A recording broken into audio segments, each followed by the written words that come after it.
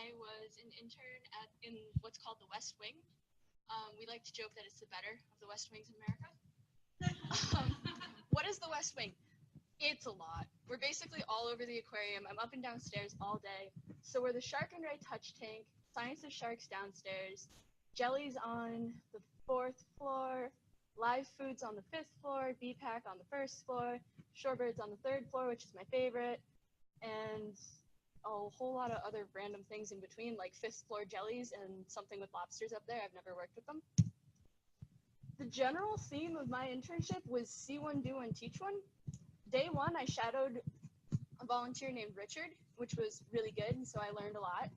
By day 3, they expected me to be pretty much independent, which was interesting.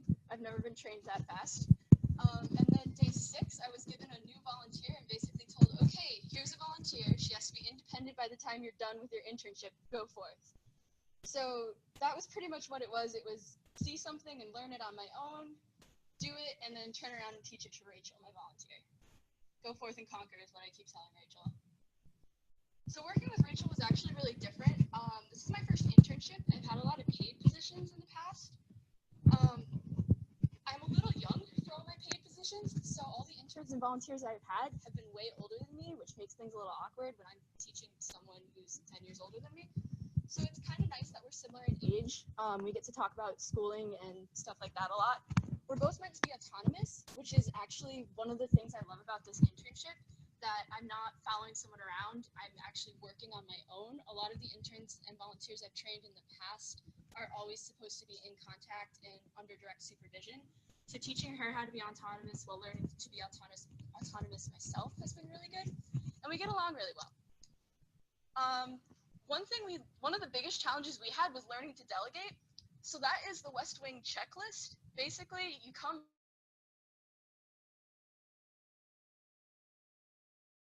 and you exit off as you go.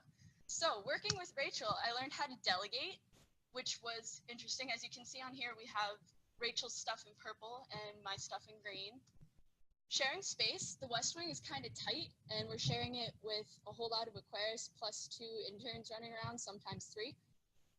Giving directions was one thing Rachel taught me really well.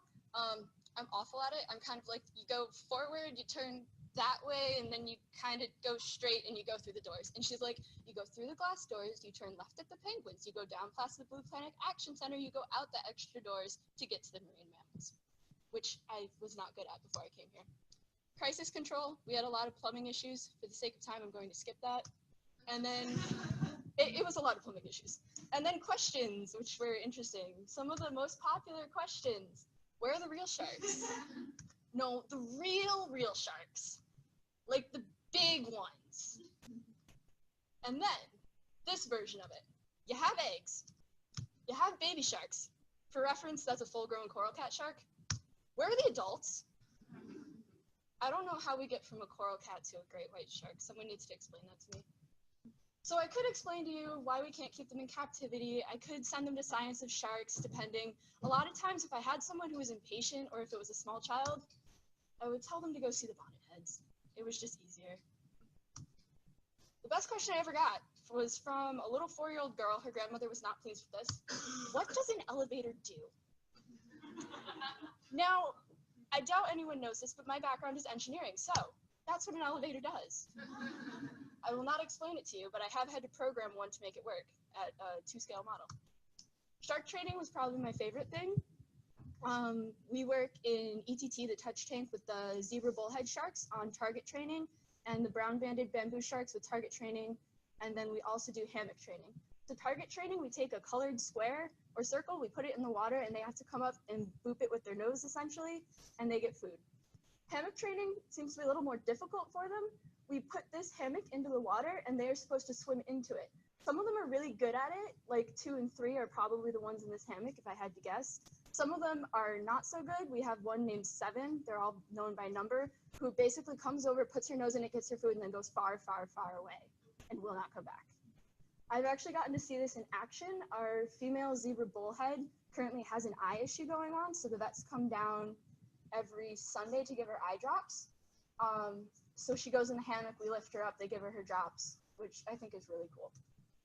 Shorebirds is my favorite exhibit, so I just figured I'd throw that up on there.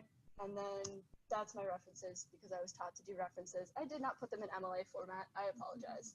Who's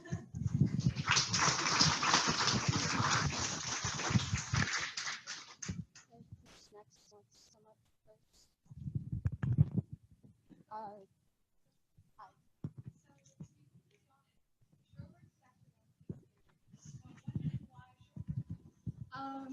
So one of my biggest interests, I'll try to make this short, is exhibit design. Shorebirds is actually probably the best designed exhibit from visitor point of view that I have seen in all my roamings around to the various aquariums and zoos. It's basically is very natural. We've got real plants in there. When you're standing there looking at it, you're looking at a sliver of a beach, what actually looks like a beach. If you go out and take a picture of shorebirds, go out and take a picture of the beach, compare them, they're very similar. We've got the water going in, we've got a flow going, so that's making it lap at the surface. We have 7 food dishes in there, I think, and you can't see them. They're all hidden, so you don't realize that it's an exhibit. It also spills out. I don't know if you've seen that, how the breakwater wall comes out, so it basically envelops you entirely while you're out there. And then one of my favorite things about it is that it's the only natural light exhibit we have.